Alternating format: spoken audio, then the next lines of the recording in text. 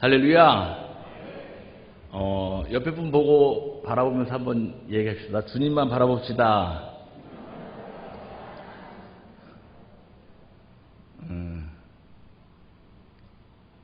주님만 바라보고 산다고 입으로만 얘기하지 마시고 진짜 주님만 바라보고 사실 가지를 축복합니다.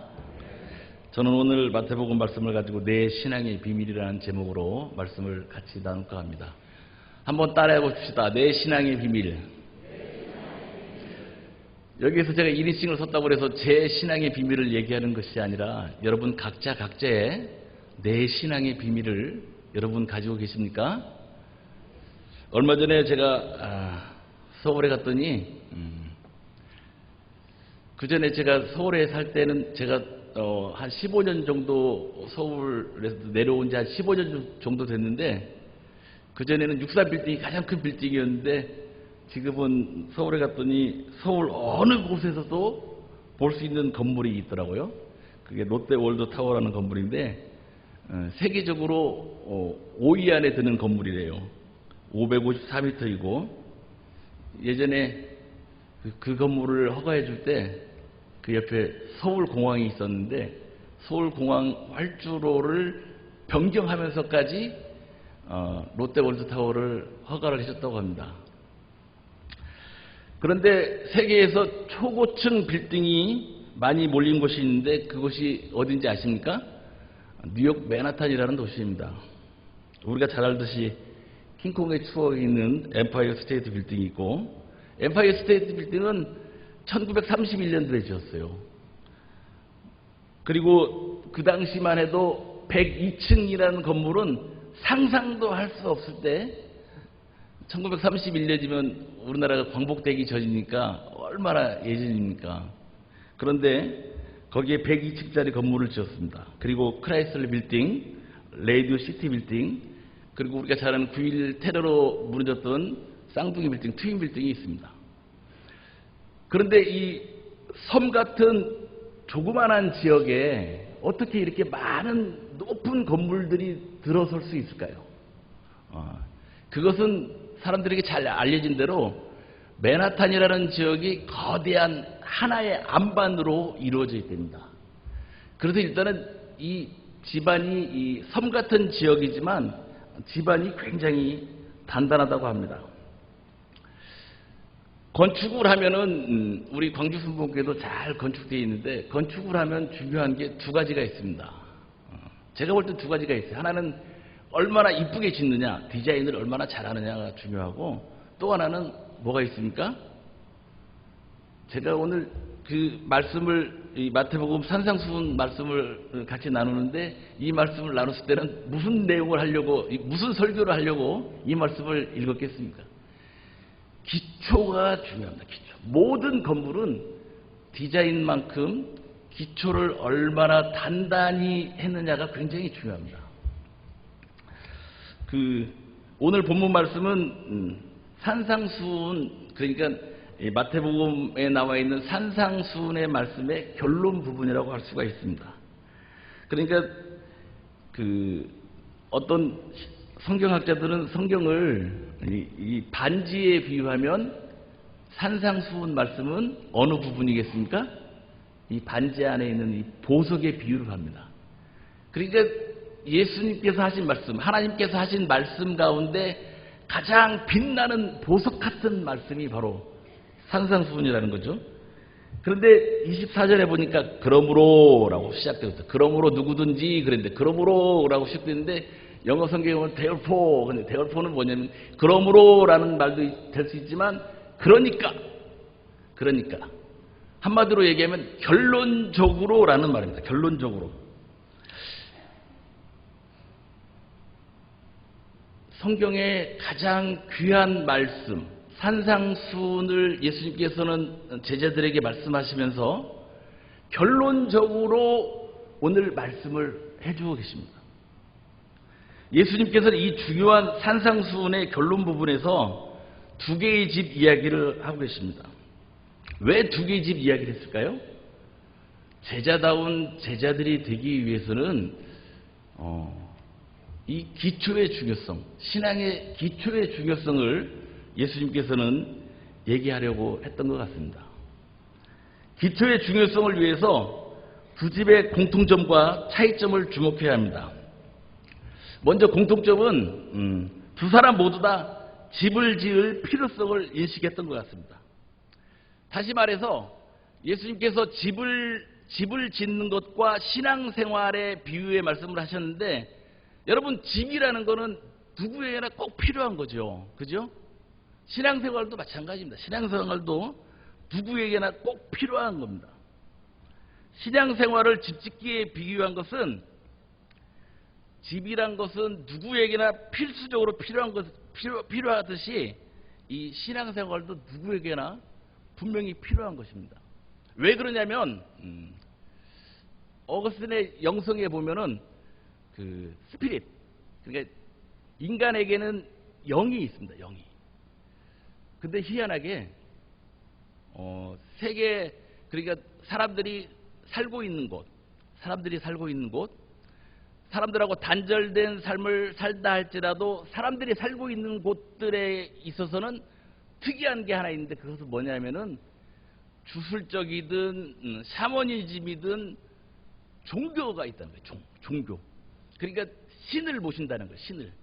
우리가 믿는 하나님은 아닐지라도 우리하고 단절된 세계에 산다 할지라도, 아마존 골짜기 저 깊은 골짜기에 산다 할지라도 그곳에 들어가면 사람들이 사는 곳에는 특징적인 것이 하나가 있는데, 인류학자 토인비가 얘기하기를 인간은 영적인 동물이라는 거예요. 어디 가나 그 신을 섬긴다는 거예요. 신을 섬긴다는 거예요. 저도 집에서 개를 한 마리 기르는데 개가 아주 똑똑해요.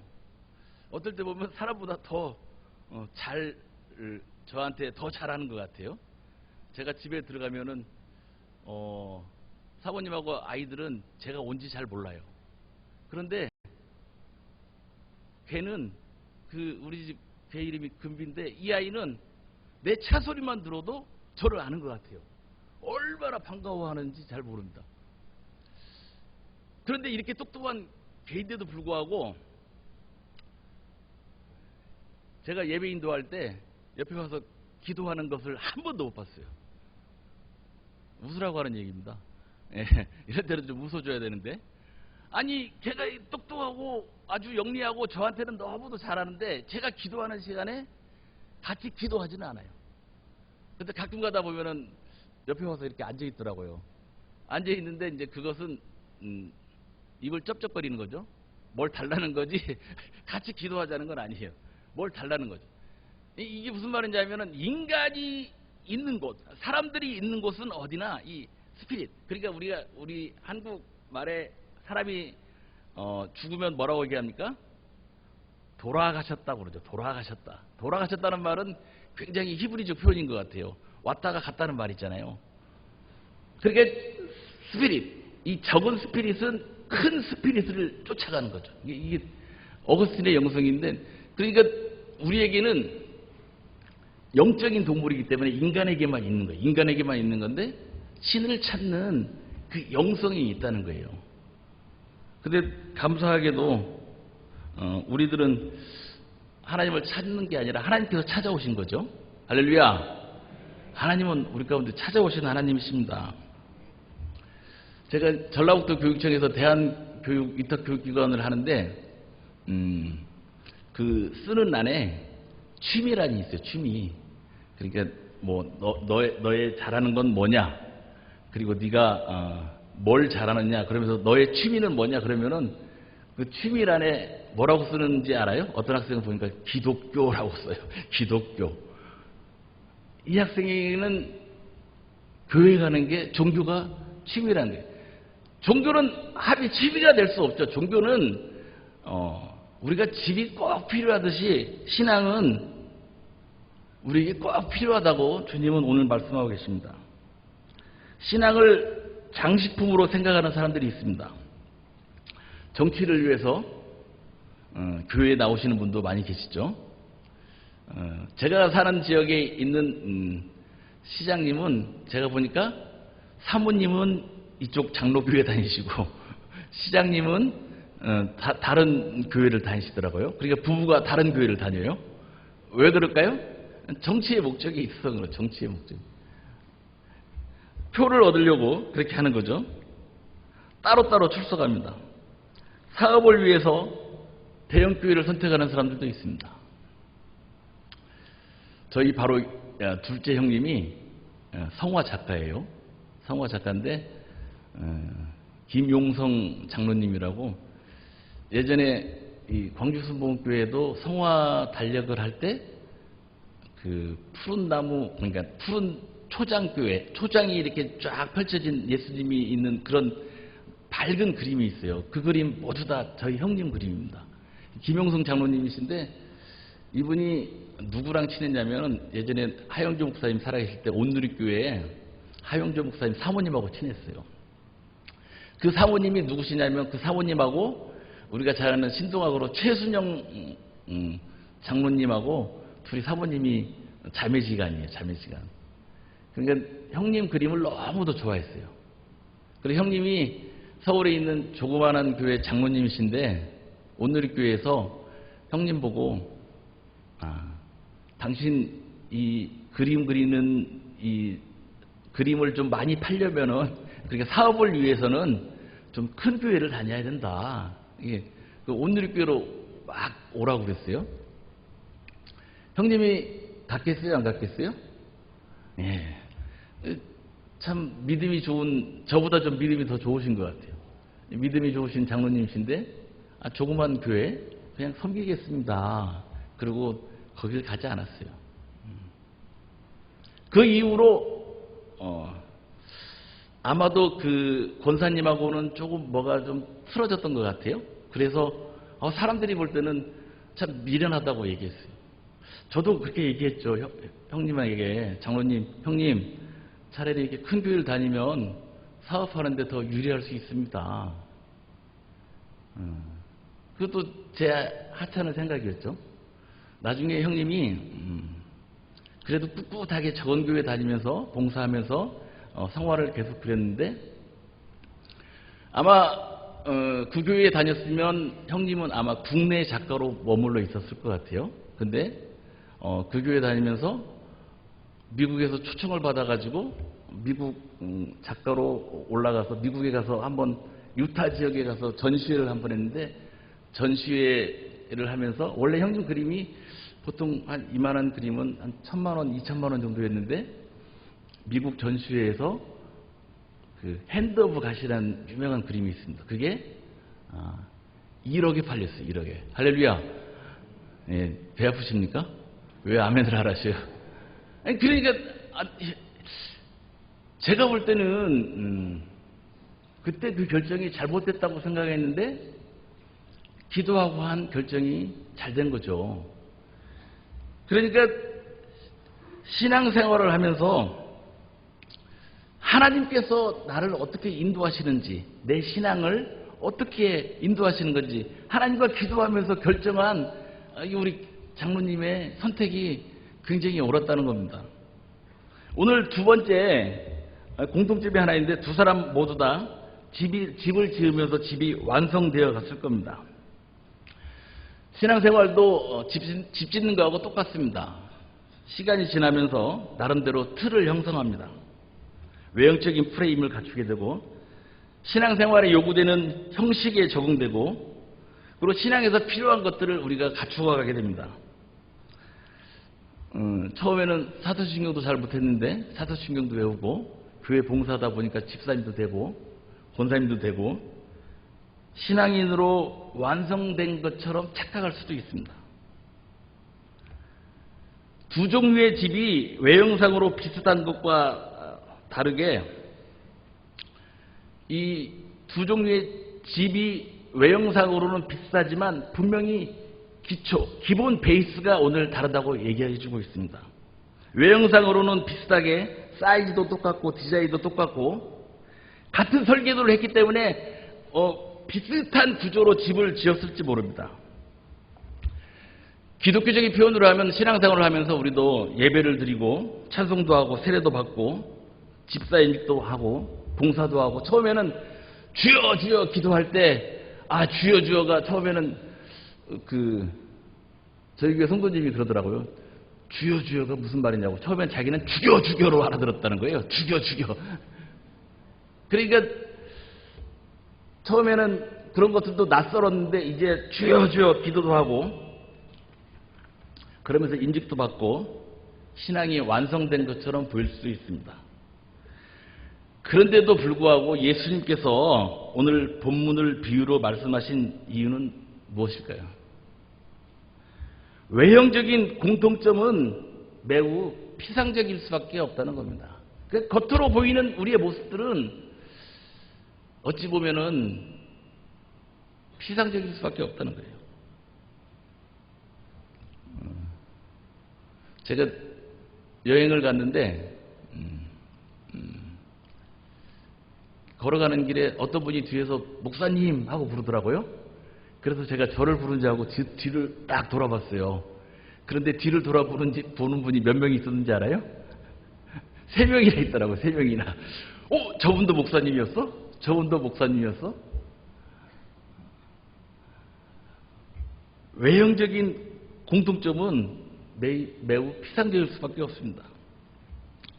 본문 직전에 21절 말씀에 보니까 제가 21절 말씀을 읽어드릴게요. 나더러 주여 주여 하는 자마다 다 천국에 들어갈 것이 아니요 다만 하늘에 계신 내 아버지 뜻대로 행하는 자라야 들어가리라. 이게 무슨 말씀입니까? 나더러 주여 주여 하는 자마다 다 천국에 들어갈 것이 아니다. 아버지 뜻대로 행하는 사람만 천국에 들어갈 것이다라고 말씀하고 계십니다. 근데 22절에 보니까 주여 주여 우리가 주의 이름으로 선지자 노릇을 하고 주의 이름으로 귀신을 쫓아내고 심지어 주의 이름으로 많은 권능을 행하지 않았습니까? 제자들이 그러는 거예요. 그런데 23절에 보니까 더 충격적인 말씀이 있는데 예수님께서 내가 너를 알지 못한다라고 해요. 내가 너를 알지 못하겠노라. 이만큼 외형적으로 갖추어진 이 틀은 어쩌면 피상적일 수밖에 없다는 겁니다. 내가 직분을 받았다 할지라도 제가 목사지만 어떨 때 이 목사님들을 이렇게 대화하다 보면 저분이 믿음이 있는가 없는가 막 의심될 때도 있어요. 그러니까 외형적으로 받아놓은 것들이 오늘 본문 말씀에 의하면 하나님 나라에 가는 데 있어서 하나님께서 우리를 부르실 때 얼마나 피상적일 수밖에 없냐는 거예요. 이 피상적인 공통점에 비해서 차이점은 본질적인 것입니다. 예수님께서는 오늘 차이점을 강조하기 위해서 오늘 본문 말씀을 하셨습니다. 차이점은 뭐겠습니까? 과정에 투자했던 노력의 차이일 것입니다. 모래 위에 지은 집은 그냥 땅 위에 지은 집을 얘기합니다. 반석 위에 지은 집은 시간과 노력의 차이입니다. 얼마나 많은 시간을 투자했겠습니까? 우리가 건물을 지을 때도 땅을 팔 때도 보면은 높은 건물을 짓기 위해서는 어떻게 합니까? 밑에 땅을 깊이 파죠. 깊이 파고. 그 다음에 안반이 나오지 않으면 안반 나올 때까지 전봇대 같은 것을 툭툭툭툭 박아가지고 그 안반 끝까지 지지 기반이 다 들어가게 만들죠. 심지어 어떤 사람들은 아니 그냥 집 짓는데 뭐 그렇게 유난을 떠느냐고 비난을 할 수도 있습니다. 그냥 이 집이 이렇게 지어가지고 이렇게 지으면 되는 거지, 이 설계도대로 지으면 되는 거지 뭘 그렇게 깊이 파고. 그런데 주님께서 마지막 인정할 수 있는 집, 주님께서 마지막으로 인정할 수 있는 신앙, 주님께서 마지막으로 인정할 수 있는 집은 그 진정한 신앙을 이러한 견고한 기초, 어쩌면은 우리가 믿음 생활을 하는데 그냥 하는 것이 아니라 얼마만에 많은 노력과 투자를 해야 되는 거죠. 오늘 금요 비전 예배에 나오신 여러분들에게 하나님의 축복이 넘치실 간절히 축복합니다. 이 코로나 시기에 금요일날 이렇게 비전 예배 간다고 그러면은 요즘 같은 시기에 오늘 광주에서도 몇천 명이 나왔다는데 어딜 가냐고 붙잡는 사람도 있을 수 있죠. 요즘 저도 이렇게 신방 전화를 하면은 몸이 안 좋아요. 아주 핑계가 좋죠. 몸이 안 좋아요. 열나는 것 같아요. 그리고 남편이 가지 말래요. 이런 코로나 시기에 어딜 가냐고 남편이 막 붙잡아요.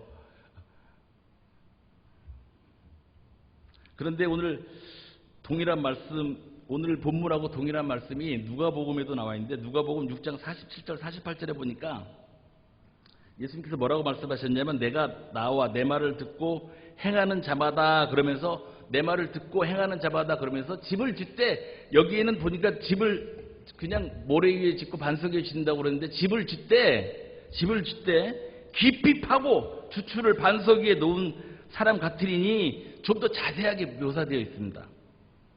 예배만 드린다고 우리의 신앙이 완성되었다고 생각하십니까? 코로나 이후 많은 성도들이 특히 더 그런 것 같아요. 주일 예배만 드렸다고 내 신앙이 완성된 것처럼 착각하는 사람들이 많이 있습니다. 일주일 하루 예배 드리는 것으로 모든 신앙이 완성되었다고 착각합니다. 본문의 핵심은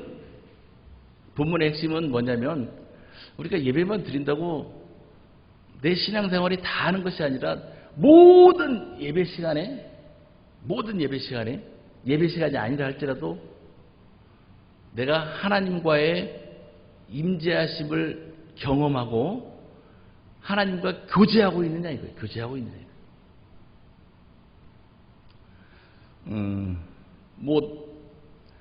여러분들도 많이 경험해 보셨겠지만 집에 가서 더워가지고 선풍기를 탁 틀었어요. 그런데 3단을 눌렀는데도 불구하고 선풍기가 안 돌아가. 왜 안 돌아갑니까? 코드를 꽂지 않았어요. 전기가 들어오지 않아요, 지금. 어쩌면은 우리 신앙생활이 코드 없는 신앙생활을 하고 있지는 않습니까? 코드도 꽂지 않고 아무리 열심히 막 뛴다고 해도 코드도 꽂지 않고 하나님과의 접촉도 없이 우리 믿음 생활을 하고 있지는 않습니까? 하나님을 찾으려고 얼마만큼 진실되게 매달려 봤습니까? 에너지를 투자했습니까? 두 번째 차이점은 오늘 본문 말씀에도 나와 있듯이 시련과 비바람과 창수를 네가 견딜 수 있느냐는 거죠. 27절에 보니까 비바람 창수가 일자 두 집은 현저한 차이점을 발견하게 됩니다. 하나는 모래 위에 지은 집은 쉽게 무너지고 하나는 견고하게 서 있었다고 얘기합니다. 얼마 전에 그 TV 프로그램 중에 특파원이 아니라 톡파원 25시라는 프로그램이 있는데 거기에 현대 건축사에서 빼놓을 수 없는 미국 건축가 얘기가 나왔어요. 그 사람이 누구냐면 프랭크 로이드 라이트라는 사람이에요. 프랭크 로이드 라이트라는 사람인데 그 사람이 어떤 재벌의 낙수 주택을 지어가지고 굉장히 유명해졌다고 합니다. 그래서 그 저택이 세계 문화유산에 등재됐다고 그래요. 그 근대 건축의 3대 거장 중에 드는 사람이 이 프랭크 로이드 라이트라는 사람인데 그의 건축물 가운데 지금으로 말하면 한 세기가 한참 더 지났죠. 100년이 지난 건물이 있는데 일본 최고의 호텔 가운데 동경에 가면은 임페리얼 호텔이 있답니다. 임페리얼 호텔이 있는데 이 호텔은 1873년에 그러니까 일본 개항 초기에 건축을 했다고 합니다. 그러니까 1874년에 지었으니까 지금 벌써 한 세기가 한참 지났잖아. 150년 가까이 됐잖아요. 고 이병철 회장이 꼭 일본에 출장 가면 꼭 이 동경에 있는 임페리얼 호텔에 묵었다고 합니다. 그런데 이 호텔의 건축가가 바로 프랭크 로이드 라이트라는 사람입니다. 그가 처음 건축을 할 때 기초공사를 2년에 걸쳐서 했대요. 2년이나 했대요. 그리고 많은 시간을 투자하고 기초공사를 2년 하는 동안 얼마나 많은 돈이 들었겠습니까? 그래서 주변의 다른 건물들은 이 기초공사 하는 동안 벌써 건축물이 축축축 올라가는데 이 동경에 있는 이 임페리얼 호텔은 기초공사만 하는데 2년 그리고 짓고 뭐 하는데 7년이 걸렸다는 거예요.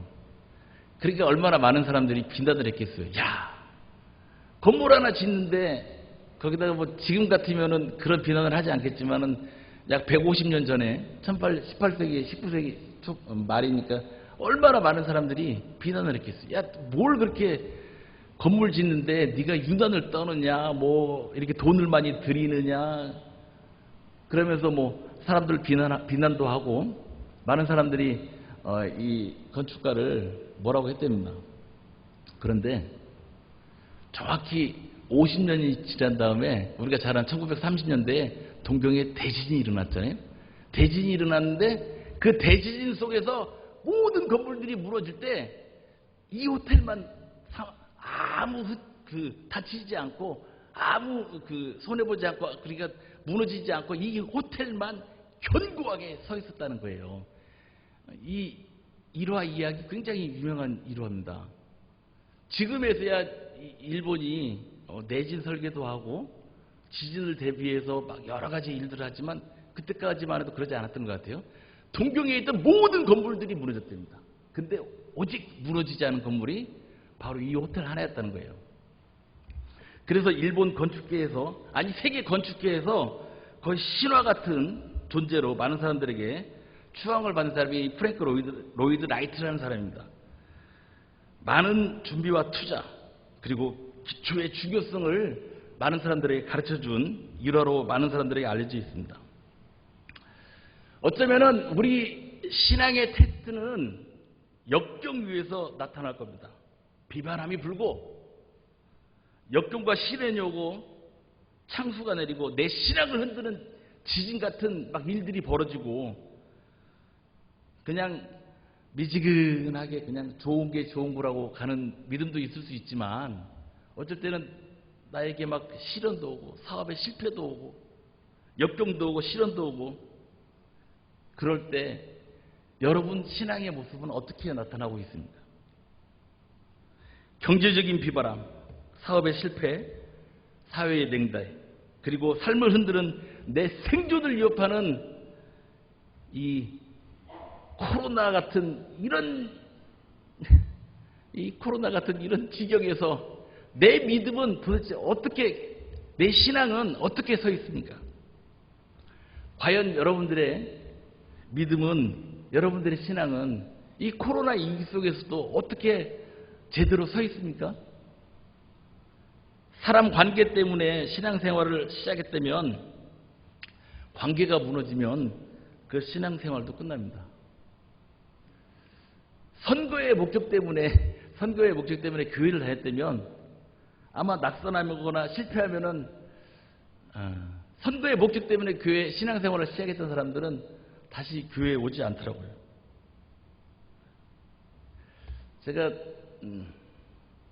좀 부끄러운 이야기인데 제가 나이 40에 개척 준비를 하고 개척을 시작했습니다. 근데 왜 개척을 했냐면 사실은 간이 너무도 안 좋았어요. 우리 집 내력에 병적인 요인이 하나 있는데 어머님이 간 때문에 돌아가셨어요. 간 때문에 돌아가셨는데 간이 다 안 좋아요. 간이 안 좋은 이유는 뭐 여러 가지가 있겠지만 가장 뭐 술을 많이 먹어서 간이 안 좋은 게 아니라 B형 간염 복균자였어요. B형 간염 복균자. 그러니까 B형 간염 복균자가 평소에는 괜찮다가도 건강할 때는 괜찮은데 몸이 좀 안 좋거나 그러면 간염 지수 갑자기 팍 올라갑니다. 그래서 하나님께 기도하면서 부교체 생활을 중단하고 개척을 준비했는데, 개척을 준비해서 이제 내려와가지고 간 치료를 위해서 서울 아산병원 이명석 교수에게 제 간을 맡겼어요. 그분에게. 근데 그분이 저한테 아주 하나 어떤 의견을 했냐면 임상 실험을 하는 거예요. C형 간염에 좋은 주사가 있는데 이걸 한번 맞아보지 않겠느냐. 좋은 점이 뭡니까? 그랬더니 공짜라는 거예요. 공짜. 굉장히 고가의 약인데 이 C형 간염에 맞는 이 주사가 B형 간염에 잘 듣느냐 안 듣느냐 실험을 하는 거예요. 서울 삼성병원하고 아산병원하고 두 군데서 해가지고 이 실험을 했는데 제가 알기로는 몇백 명 정도를 한 것 같아요. 했는데 5년 전에, 정확히 한 6년 전에 제가 간 때문에 다시 병원에는 가지 않기로 했습니다. 왜냐하면 의사가 그랬어요. 의사가 이 C형 간염에 좋은 이 주사가 저에게는 혹시 여기 의사분이 계실지 모르겠지만 B형 간염은 없어지지 않습니다. 한번 걸리면 절대로 없어지지 않아요. 그게 의학계에 남아있는 이야기예요. 그런데 이 주사를 맞은 사람이 B형 간염이 좋아지진 않았다는 거예요. 그러니까 치료 목적으로 이걸 사용하기에는 불가능하다는 거예요. 그런데 저 같은 사람이 몇 명이 나왔다는 거예요. 몇 명이 나왔는데 그게 어떤 사람이냐면 B형 간염이 없어졌다는 거예요.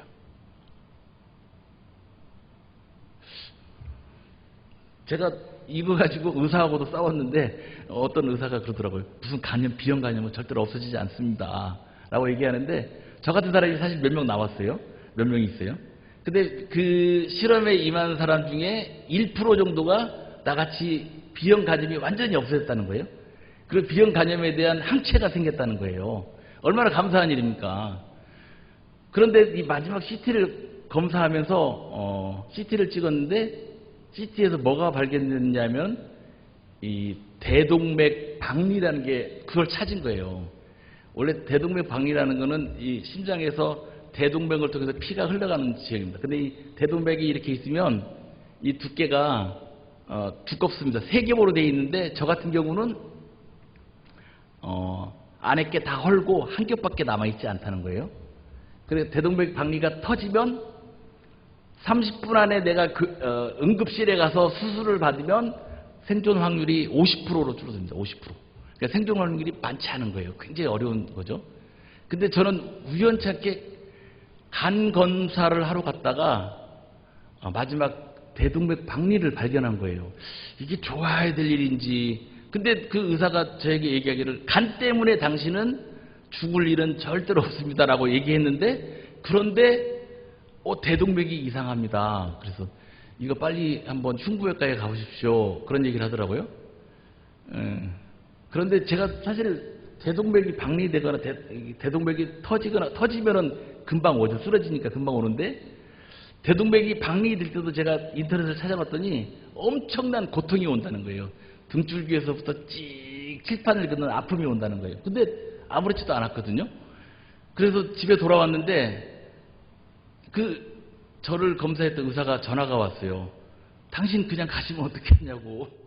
빨리 병원에 가보시라고. 그래서 전북대 병원에 빨리 가봤습니다.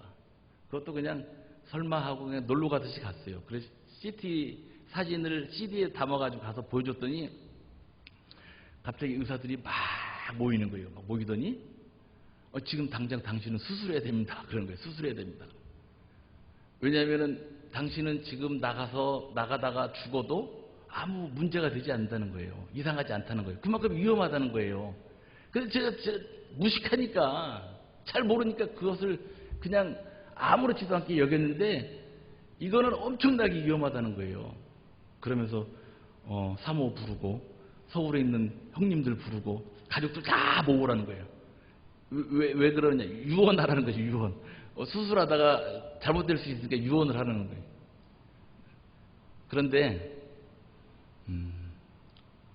마지막 순간에 수술하러 들어가는 그 자리 하도 겁을 줘서 그런지 모르겠지만 이제 몸을 다 벗기고 씻고 수술하러 들어가는데 어떤 사람이 이제 수술방 앞에다 딱 세워주고 수술방에서 나와서 이제 저를 데리고 들어가는 거예요.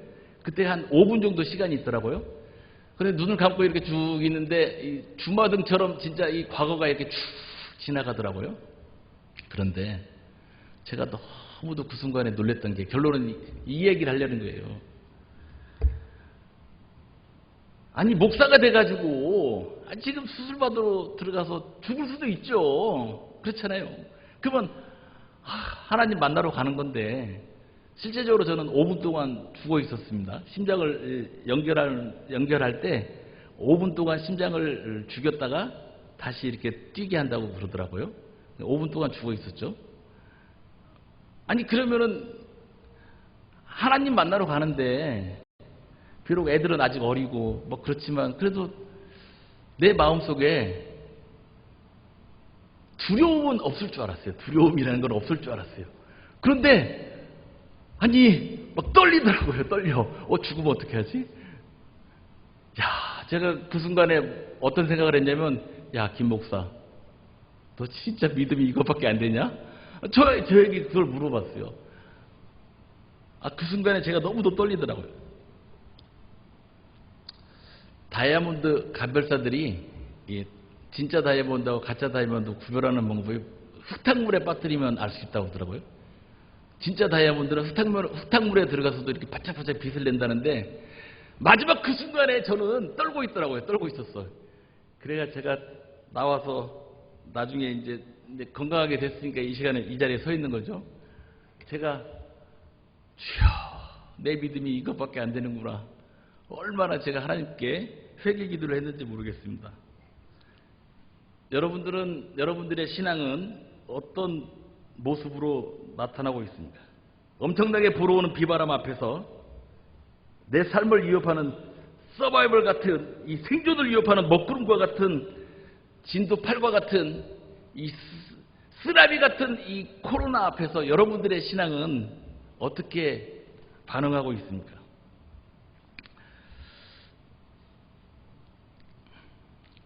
조금 시련이 오니까 많은 사람들이 그런 얘기를 해요. 아니, 목사님, 예수 믿으면 뭐 축복받고 예수 믿으면 잘 된다고 그랬는데, 제가 열심히 기도하고 열심히 신앙생활인데도 왜 우리 아이가 대학에서 떨어졌습니까? 그러면서 저한테 원망하는 부모님이 계셔요. 쉽게 신앙을 잃어버릴 수도 있습니다.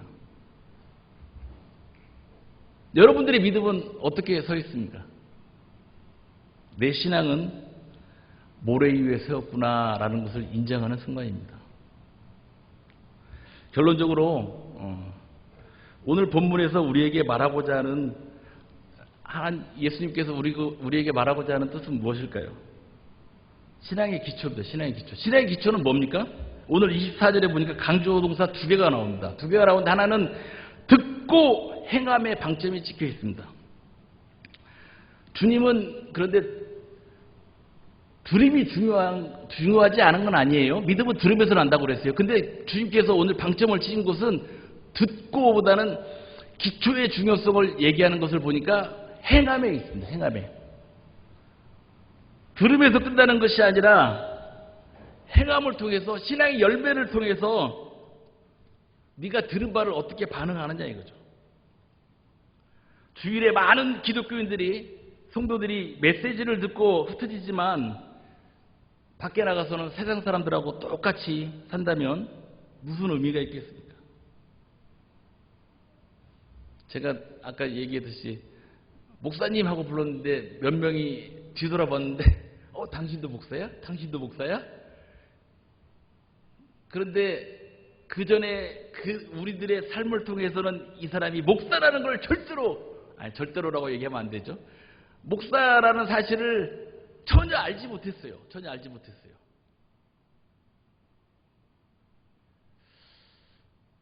어디 가서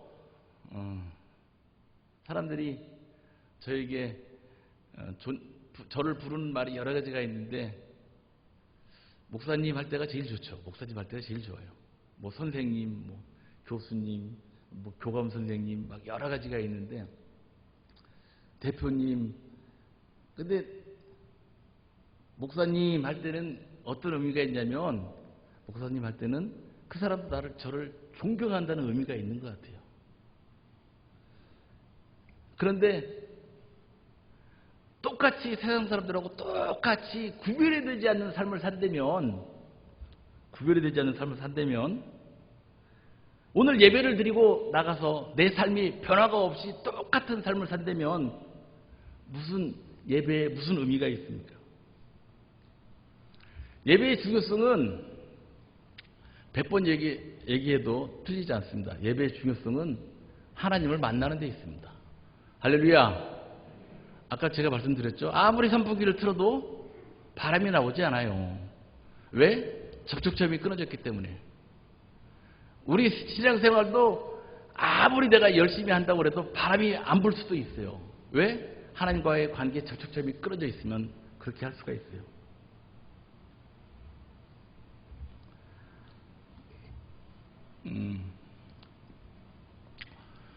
제가 예전에 부교육자로 근무할 때 같이 근무했던 전도사님, 지금은 선교사님이 되셨는데 전도사님이 자기 어머니 간증을 저에게 들려주셨어요.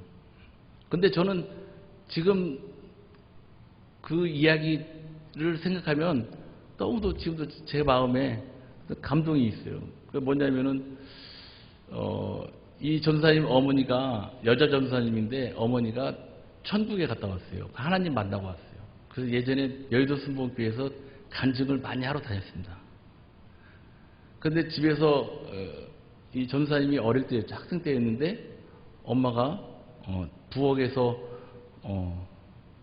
요리를 하면서 칼질을 이렇게 뚝뚝뚝뚝 하다가 갑자기 칼을 이렇게 이 소리가 들리지 않는 거예요. 그래서 이 전도사님이 빨리 부엌에 가서 혹시 어머니가 잘못된 줄 알고 막 뛰어가서 어머니에게 왜 그러냐고 물어봤대요. 그랬더니 어머니가 이 요리를 하다가 이렇게 뭘 쓸고 이렇게 요리를 하다가 갑자기 가만히 멈추더니 이 전사님 옆에 가서 보니까 어머니가 그냥 우는 게 아니라 막 눈물을 막 툭툭툭툭 흘리면서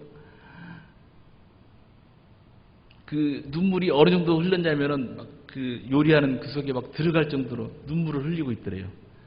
그래서 이 전사님이 물어봤대요. 엄마 왜 그러냐고. 그랬더니 이 엄마가 뭐라고 대답했는지 아세요? 창현아, 아니 전사님 얘기하면 안 되는, 이름 얘기하면 안 되는데, 창현아, 주님이 너무 보고 싶다.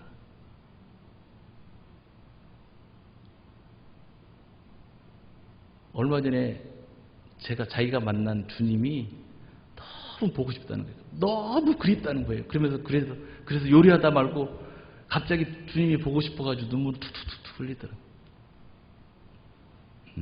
그 어머니를 보고 자란 이 전사님은 나중에 선교사님이 되어서 지금 10여 년째 라오스에서 사역을 하고 계십니다. 이 어머님도 같이 사역을 하고 계세요. 그러니까 주님과의 확실한 어떤 이 접촉점이 있기 때문에 이 전사님도 그렇고 여자의 몸으로 어머니 모시고 라오스에 가서 참 힘든 사역을 하고 있어요. 이 코로나 시기에도 선교사님들이 많이 들어올 때 들어오지 않고 라오스에서 머물고 있습니다. 이 전사님을 지탱해 주는 이 전사님의 신앙의 비밀은 뭘까? 신앙의 비밀은 뭘까?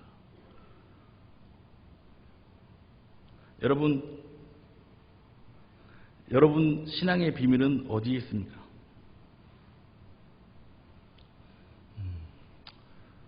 여러분의 신앙의 비밀, 내 신앙의 비밀은 뭐라고 할 수 있습니까? 옛날에 만난 하나님도 중요하지만 어쩌면은 우리는 살면서 예배하면서 매일매일 하나님의 임재하심을 경험할 수 있는 귀한 성도들이 되시길 간절히 축복합니다. 코로나로 인해서 우리의 신앙생활이 위협받고 있습니다. 우리 신앙의 가장 큰 도전기인 것 같아요. 목회자들에게도 이 코로나는 엄청난 큰 도전이에요. 도전기예요. 엄청나게 큰 진짜 쓰나미 같은 태풍이 오는 것 같아요. 적은 교회들은 견디지 못해서 문을 닫는 교회들이 많이 있다고 합니다.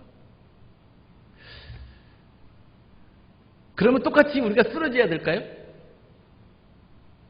우리 믿음 신앙생활을 똑같이 이렇게 미적지근하게 그냥 해야 될까요?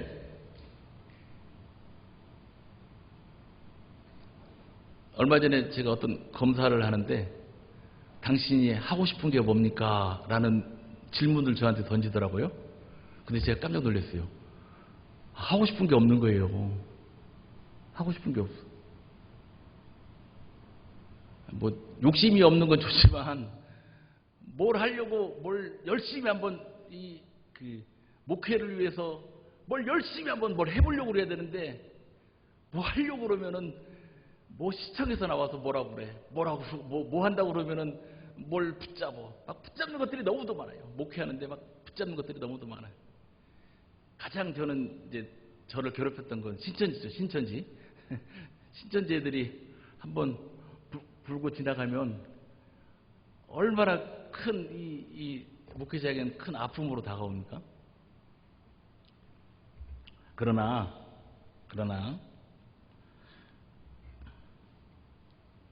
예수님 때문에 당당할 수 있는 여러분들이 되시길 간절히 축복합니다. 여전히 거룩하게 찬양할 수 있고, 이런 쓰나미 같은 이 폭풍 같은 이 코로나 시기에도 내가 주님께 무릎 꿇을 수 있습니까? 여러분의 믿음은, 그러면 여러분의 신앙은 반석 위에 놓은 신앙인 줄로 믿습니다. 여전히 우리는 예수가 내 생명이라고 고백할 수 있는 여러분들이 되시길 간절히 축복합니다. 여전히 우리는 예수님이 나의 산성이라고 고백하시길 축복합니다. 할렐루야. 여전히 우리는 예수님이 내 모든 것이라고 고백합니다. 세상은 그런 사람들을 가리켜서 주님의 제자라고 합니다. 주님은 그런 사람들을 가리켜서 나의 제자라고 얘기했습니다. 나의 제자. 세상은 그런 사람들을 가리켜서 뭐라고 얘기하냐면 주님의 공동체라고 얘기합니다. 우리 광주순복음교회가 진정한 주님의 공동체가 되시길 간절히 축복합니다. 오늘 말씀을 마치면서 오늘 이 시간에도 비전 예배를 드리면서 주님의 영이 불어와 다시 한번 우리 가슴이 뜨거워지고 다시 한번 예전에 식어졌던 우리의 신앙이 한번 다시 쭉 불타오르는 계기가 되시길 간절히 축복합니다. 하나님께서 우리와 함께 하십니다.